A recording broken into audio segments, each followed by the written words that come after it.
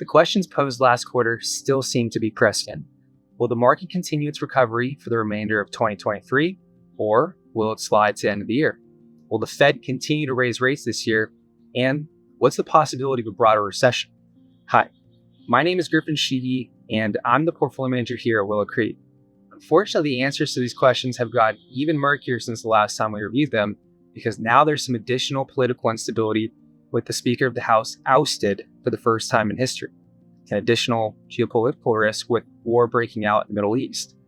These unknowns will still be here this quarter, it seems. But rather than focus on the unknowns, as always, let's shift to what we do know. Markets have held up to now, generally speaking. Through the third quarter, we saw one-year returns on U.S. large stocks of about 21.5%, U.S. small stocks return about 9%, international return a whopping 26%, and emerging markets rounding it out at about 12%. Although the broader bond universe returns were largely flat on the 1 year at just under 1%, climbing interest income has still been a nice silver lining. Rates on short-term treasuries have been hovering well north of 5% as of late. Markets recovering have been very positive to see, despite a rapid rise in rates this year due to the Fed tightening credit.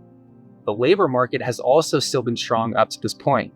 Just like last quarter's update, we still haven't seen the economic downturn that was very much feared earlier in the year. Although there are some headwinds potentially on the horizon.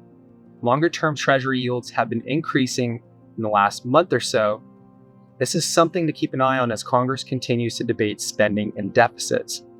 Inflation and rate rises affect the short end of the treasury yield curve the most, whereas fiscal discipline and long-term economic expectations affect the longer end. Looking ahead, besides long-term treasury yields, markets will still be keeping their eyes on third quarter earnings, a heating up election cycle, congressional talks on next year's budget that are set to be even spicier than previously thought, and potential additional rate rises from the Fed. Remember to not get too caught up in the headlines. Keep your eyes on your disciplined investment approach. This includes proper diversification. Also, check out our quarterly commentary where we talk about why you should still invest in the market even if you can get a 5% interest rate in a cash savings account.